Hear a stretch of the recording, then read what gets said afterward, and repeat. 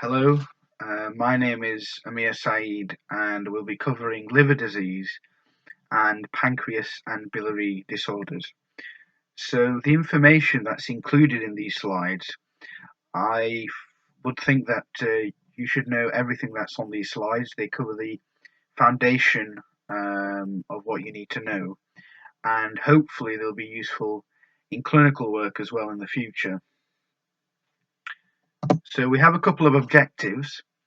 These are to cover the definitions, symptoms, signs, investigation, and management of liver disease such as hepatitis, cirrhosis, primary sclerosing cholangitis, primary biliary cirrhosis, and hepatocellular carcinoma. And in terms of pancreas and biliary disorders, we'll be looking at biliary colic, acute cholecystitis, ascending cholangitis, pancreatic cancer, and pancreatitis. So we'll begin with hepatitis A. That spreads via the fecal-oral route.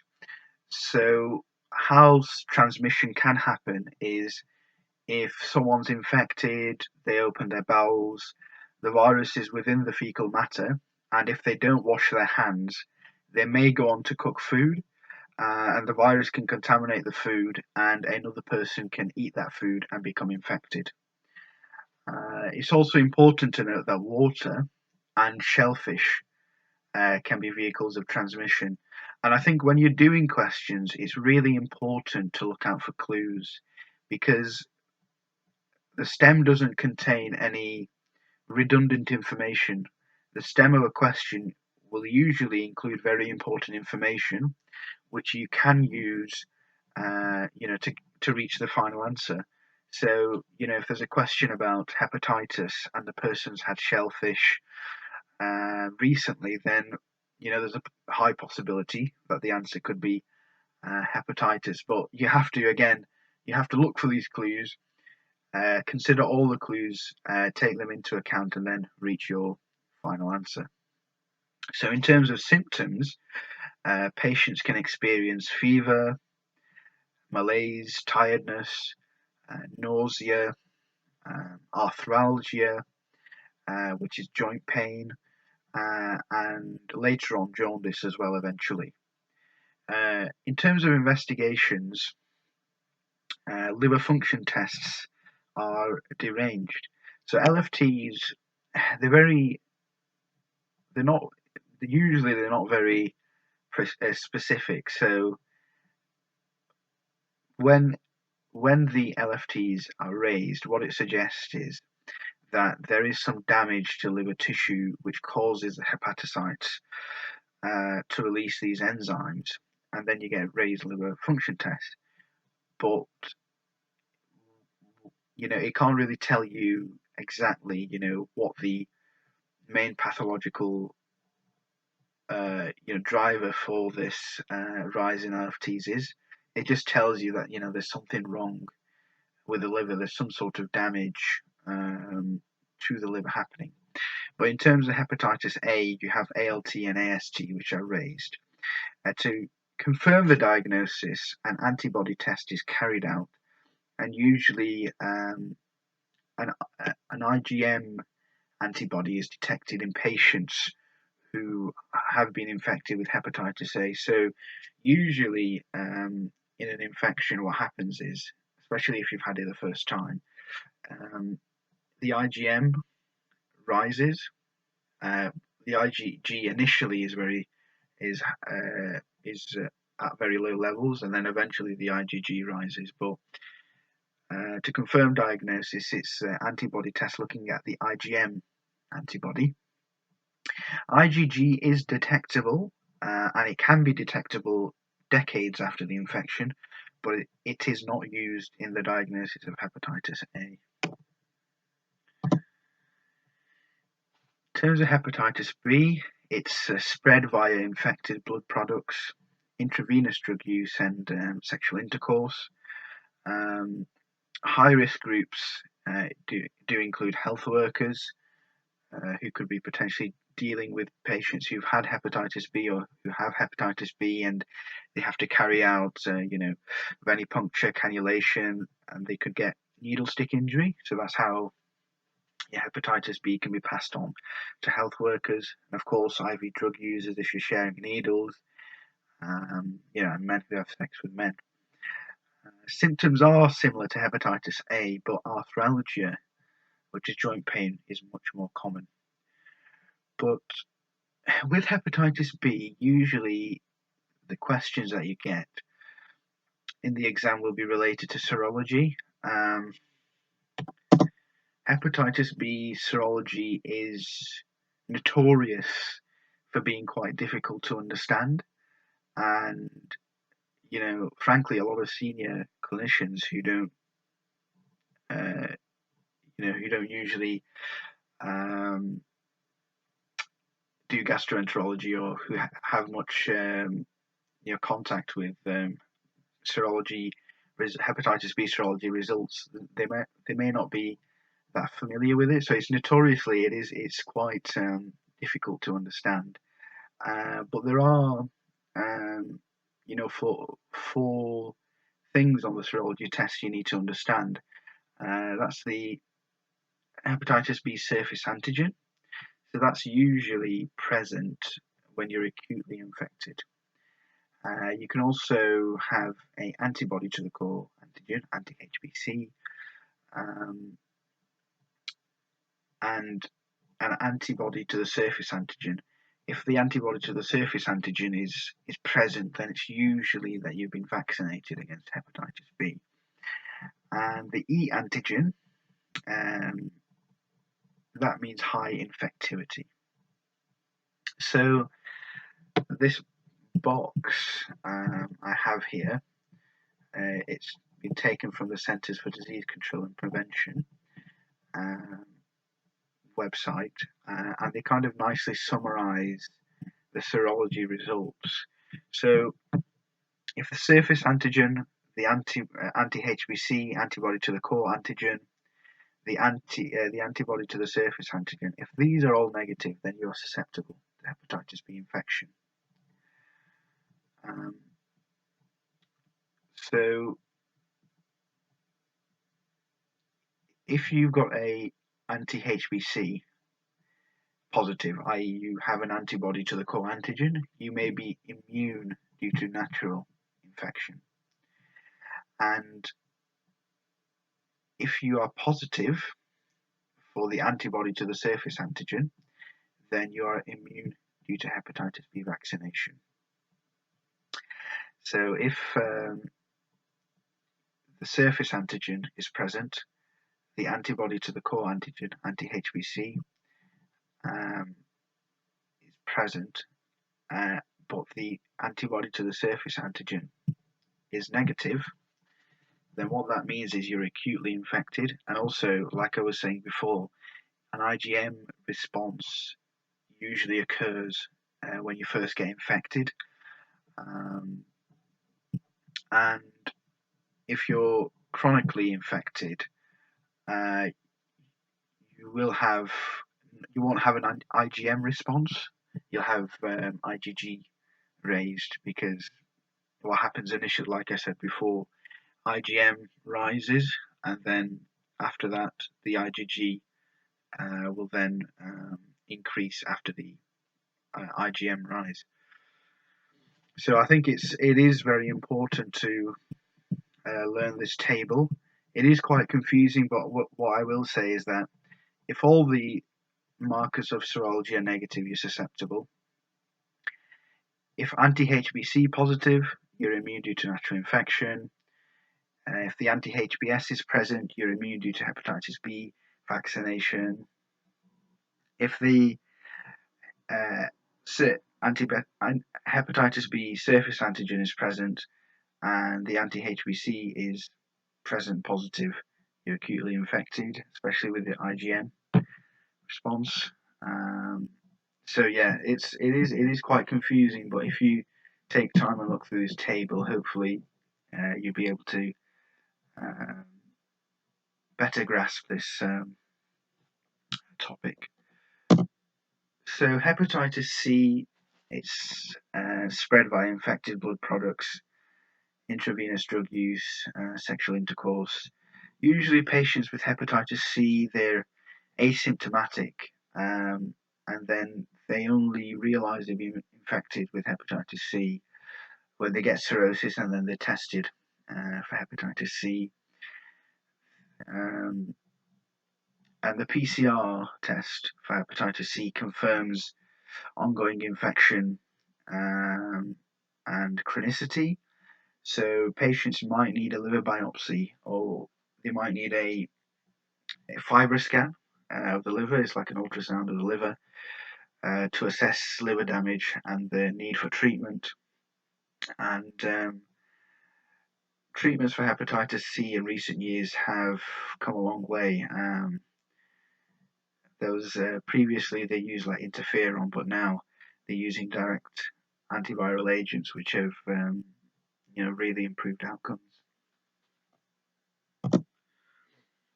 So moving on to cirrhosis.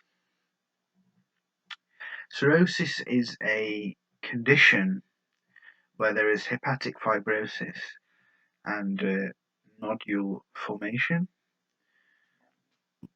So the main causes of cirrhosis, there are many causes. Main causes include infection, alcohol consumption. So in terms of the pathophysiology, you don't really need to know it that well, but it is useful to understand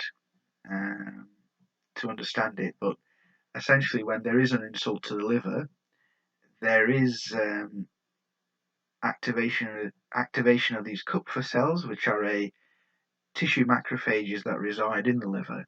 They release cytokines which activate stellate cells, and these stellate cells can release factors such as TGF beta, which can lead to collagen formation and fibrosis.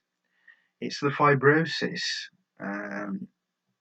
which can cause problems because it can interfere with the function of the liver. So the liver isn't producing what it normally produces, like clotting factors or albumin, and also it can disrupt the circulation, the circulatory function of the liver, and that can lead to portal hypertension. So the liver, the portal vein, drains a lot of the GI system. So, if there is fibrosis within the liver, then that can disrupt circulation and can eventually cause portal hypertension. So in terms of the pathology, you can have micronodular and macronodular disease. So micronodular disease is associated with alcoholic cirrhosis, and macronodular disease is associated with hepatitis. So usually patients with cirrhosis can be asymptomatic, but they can develop certain clinical signs which can lead, clinicians to the diagnosis of cirrhosis. So the picture that you see there, the white patches on the nails, that's leukonychia, and that's caused by low levels of albumin. Here we have a picture of clubbing. So clubbing is quite interesting because it's not known what the exact mechanism is that leads to clubbing, and it's present in many forms of diseases. In atrial myxomas, which is a cardiac tumour, is present in lung disease such as lung cancer, empyema. Important to note, maybe good for exams, is that you do not get clubbing in COPD. And it's, of course, it's present in liver disease. You don't have to know this, but actually there was a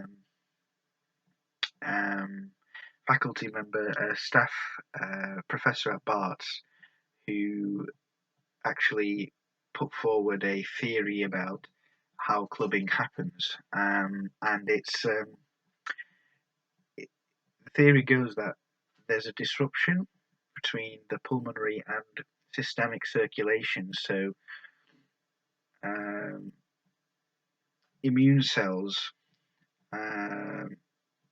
can enter from the pulmonary circulation into the systemic circulation. So things like megakaryocytes can enter the systemic circulation. They can reach the end arteries, which are in the nails and toes, and then when they get there, they release, cytokines and other factors, platelet-derived growth factor, which can lead to clubbing. You don't have to know that, but it's just interesting to know. Also, patients have with cirrhosis can have spider nevi. So with spider nevi, you have this central vessel and lots of smaller vessels radiating out of it.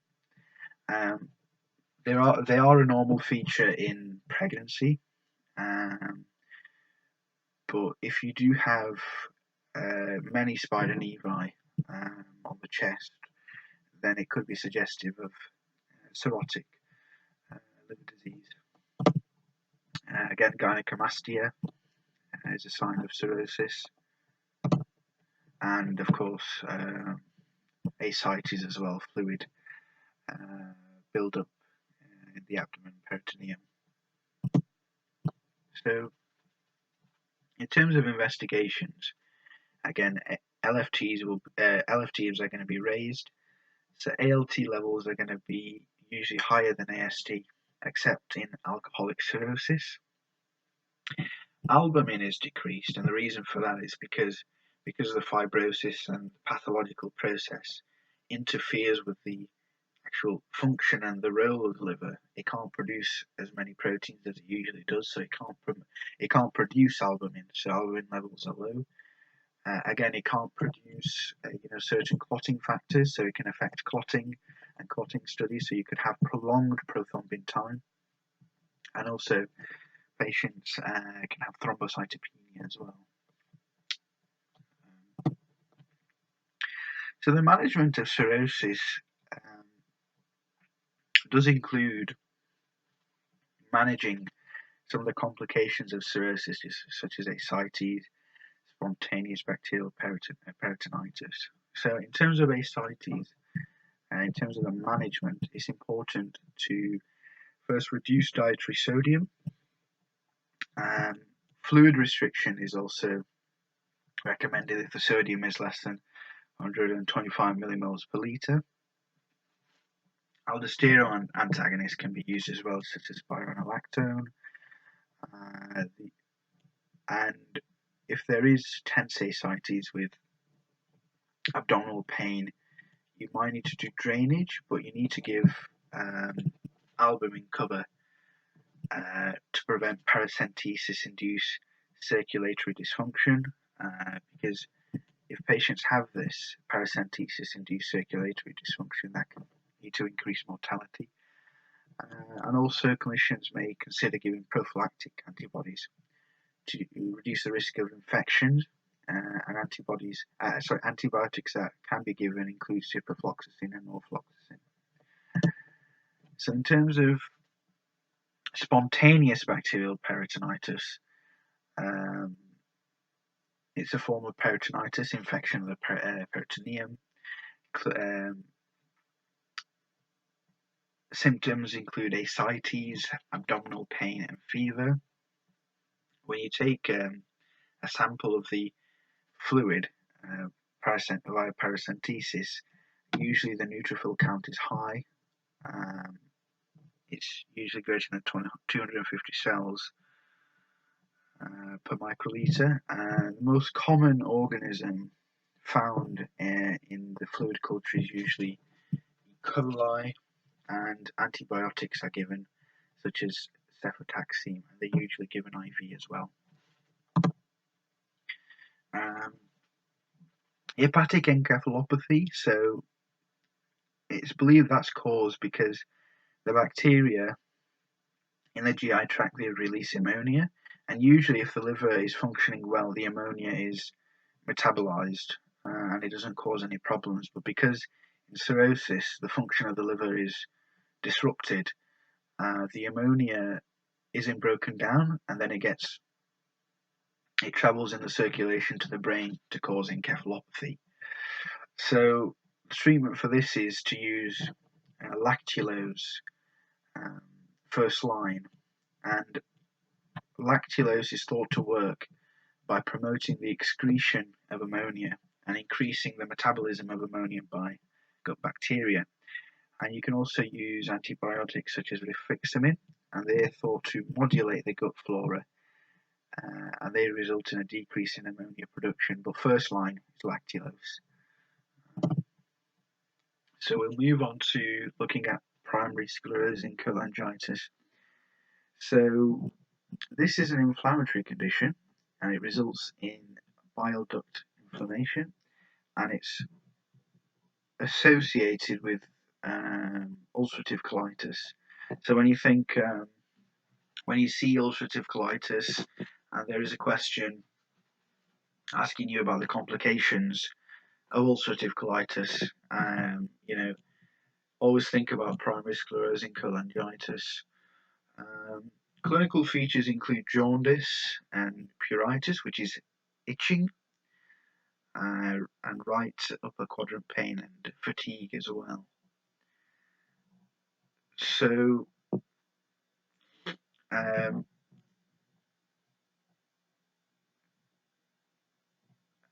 ALP and bilirubin are increased because if there's bile duct inflammation, the circulation of the bile or the release of bile is impaired, so it gives you a cholestatic picture. ERCP and MRCP are used for the diagnosis of this condition, and it's important to note that some patients will develop complications which include cholangiocarcinoma. So cholangiocarcinoma is a form of cancer which affects the bile duct and the biliary tree.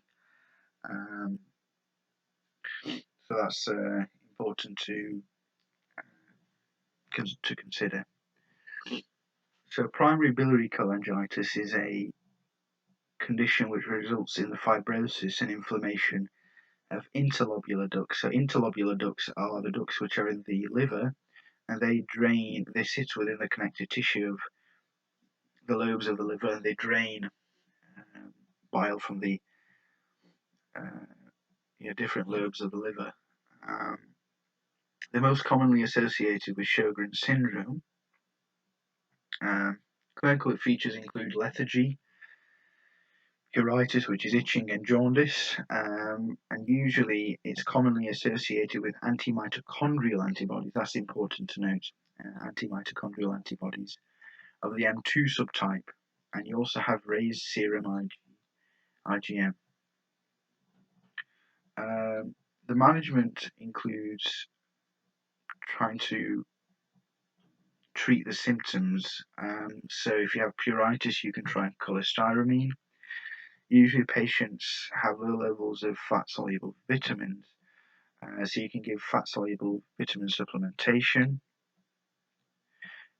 Also deoxycholic acid, can be used to improve survival and to delay transplantation. And liver transplantation is usually done if it's end-stage disease, or if the pruritus is so severe it's severely affecting quality of life and it can't be treated. And complications include hepatocellular carcinoma. So moving on to hepatocellular carcinoma, it's the third most common cause of cancer worldwide. Chronic hepatitis B is the most common cause worldwide. Symptoms include jaundice, ascites, right upper quadrant pain, hepatomegaly, pruritus, splenomegaly. So management, if the disease, if you catch the disease early, you can maybe use surgery to treat it. But if the disease is a bit more advanced, maybe clinicians will be looking to do liver transplantation. And it's important to know, especially, I think it's a common exam question as well, what do you use to monitor hepatocellular carcinoma? And that's alpha fetoprotein levels, AFP. So screen with ultrasound and AFP for high-risk groups such as patients with liver cirrhosis secondary to hepatitis B and C or hemochromatosis, or men with liver cirrhosis secondary to alcohol. So you've got to screen. These are high-risk groups that have a high chance of developing, higher risk of developing hepatocellular carcinoma. So it's important to screen them with ultrasound and alpha fetoprotein levels to check the alpha fetoprotein levels. So we'll now move on to pancreas and biliary disorders. So before we move on to the conditions, it's important just to briefly go through the biliary duct anatomy. So the biliary tree, the right hepatic duct and the left hepatic duct drain bile from the liver. They then join to form the common hepatic duct, and then the cystic duct drains bile from the gallbladder, and this common hepatic duct and the cystic duct can join to form the common bile duct. So that's important to know. And things like acute cholecystitis, biliary colic, gallstones which can be trapped within the cystic duct can cause those conditions. So biliary colic is caused by a stone which is lodged and stuck in the cystic duct, and the gallbladder is contracting really hard to move the bile away from the obstruction or to get past the obstruction. So symptoms can include your epigastric pain or right upper quadrant pain. It usually resolves in a few hours, and it's worse after fatty foods, but it may also radiate to the right shoulder or may radiate to the back. Nausea and vomiting are also very common. Now it can be differentiated, or it can be differentiated between from ascending cholangitis and acute cholecystitis, because there usually is no fever or jaundice. So that's really important to know. The complications of biliary colic include acute cholecystitis, ascending cholangitis, and acute pancreatitis. So in terms of management, it's important to give analgesia to control pain, give IV fluids if necessary, but the definitive management is to do an early laparoscopic cholecystectomy. And the reason for that is because if you don't intervene, then the longer the time goes, the more likely a patient may suffer from these complications such as acute cholecystitis. So I think nowadays studies suggest that it's important to do an early laparoscopic cholecystectomy. Acute cholecystitis, again, is a gallstone which is either lodged at the gallbladder outlet or the cystic duct, and that can lead to inflammation of the gallbladder. Similarly, in terms of symptoms, it can include right upper quadrant pain and fever. On examination, patients may have Murphy's sign. So this happens, so when you put your hand on the right upper quadrant and you ask the patient to breathe in, the diaphragm moves down, and that will move the liver down and the gallbladder, and if the inflamed gallbladder hits your hand, it can cause pain to the patient. So it has to be done on both sides, the right side and the left side, for it to be positive. So you have to do it on the right upper quadrant and the left upper quadrant, Murphy's sign. Acute cholecystitis, there's fever, but no jaundice. Because even though even though there's a gallstone within the cystic duct, if we go back, there's got a gallstone here in acute cholecystitis, but the flow of bile is still it's not interrupted. The bile can flow through the common hepatic duct and the common bile duct, so that's why there's no jaundice or. So management includes analgesia, IV fluids initially, but definitive management is laparoscopic cholecystectomy within 7 days. Ascending cholangitis, that's caused by an infection of the biliary tree. That's usually due to E. coli. And in terms of signs and symptoms, patients you might find a Charcot's triad. That's fever, right upper quadrant pain, and jaundice. So if you have fever, if you have these 3 symptoms, then the diagnosis is likely to be ascending cholangitis. The management includes treatment with IV antibiotics and ERCP to relieve any obstructions.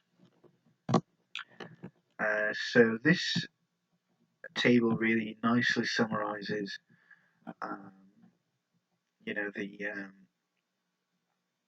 the 3 conditions. I've referenced it here, I've cited it here as well. It's taken from the Oxford Handbook 10th edition. So in biliary colic, you're going to have right upper quadrant pain, but there's no fever, there's no inflammation, so there's no raised white cell count, and there's no jaundice.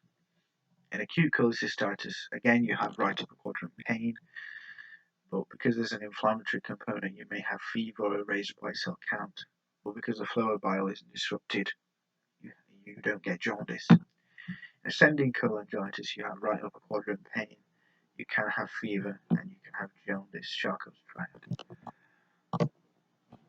So pancreatic cancer. So this is a very aggressive form of cancer, and it's a cancer with very poor survival. Median survival is less than a year, 6 to 10 months. So yeah, it's associated with smoking, diabetes, and chronic pancreatitis.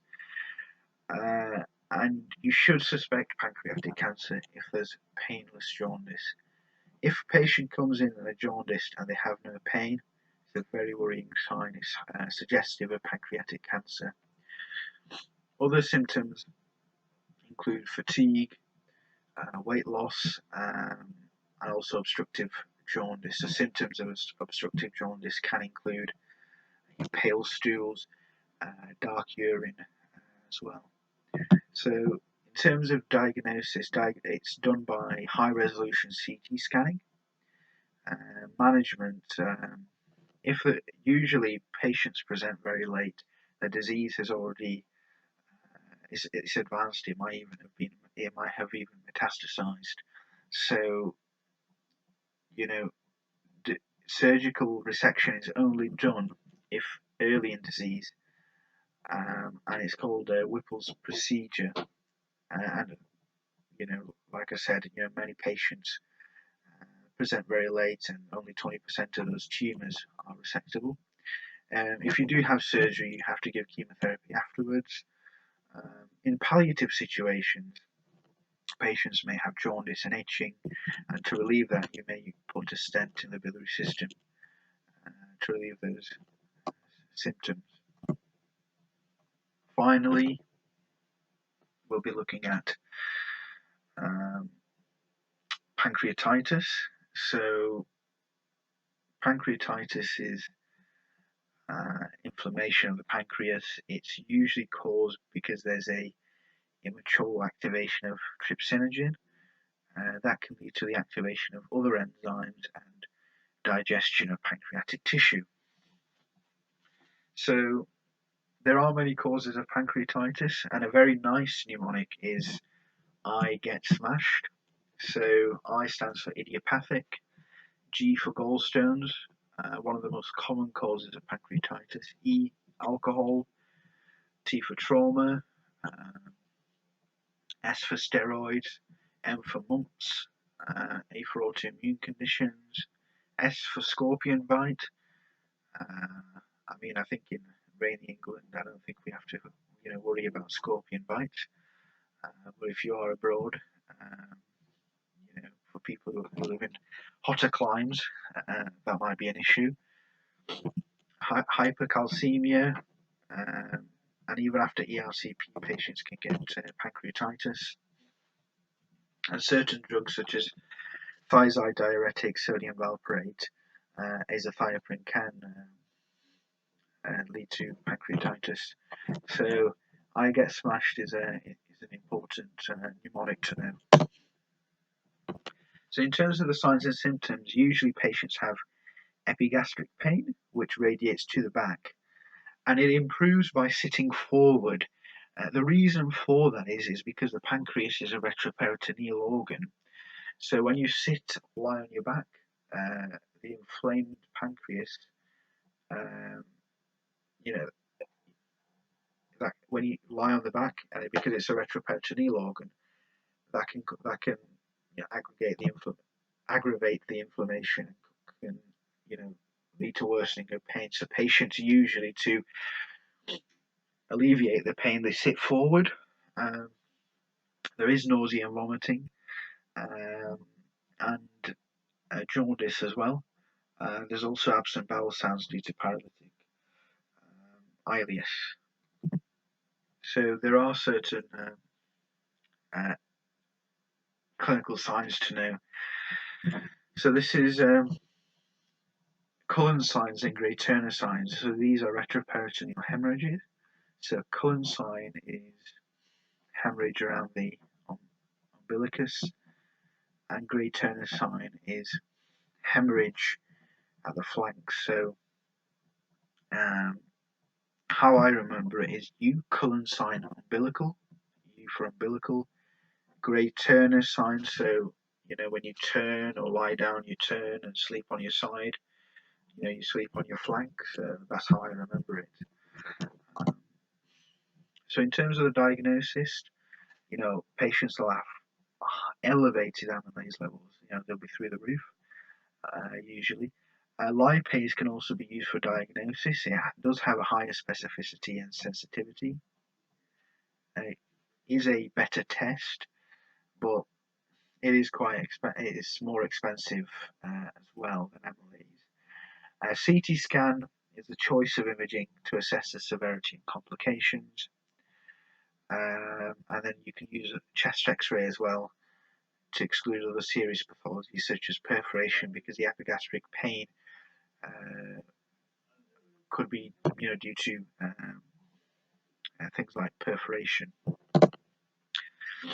There are a lot of scoring systems for pancreatitis. One includes the Glasgow criteria. I think it's important to know this. This can be used 48 hours after admission, and is used for pancreatitis caused by gallstones and alcohol. So if you have 3 or more of these criteria, then it's a severe form of pancreatitis, and you should be looking to refer the patient to ITU. So if the age is greater than 55, if you have high levels of neutrophils, low levels of calcium, renal function, low albumin, high blood sugar levels, so any of these 3 criteria, if they're fulfilled, then it's important to think about referring the patient to ITU because they have severe form of pancreatitis. And again, this table is taken from the Oxford Handbook of Clinical Medicine, 10th edition, and so was the previous table as well. So pancreatitis, the management is usually supportive, so you have to give IV fluids and of course analgesia as well, because patients could be in very severe pain. Pethidine causes least spasm of the sphincter of Oddi, so that could be used as an analgesic in patients with pancreatitis. It's important to not give oral feeding, not to eat, ask patients not to eat and give NG tube, because if you eat, then what happens is, especially if you're eating fatty foods, that can cause stimulus of the pancreas to release enzymes to digest the food. So, if the pancreas is already inflamed, it's going to aggravate pain more. So that's why NG tube feeding should be used. Antibiotic prophylaxis can be used as well.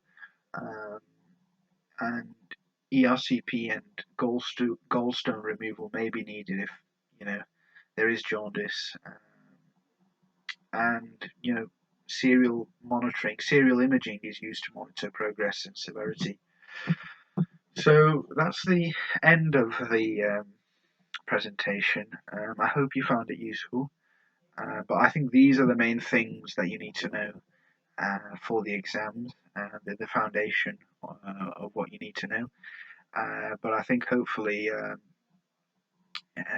good luck in your exams, and PAL's here to support you all the way.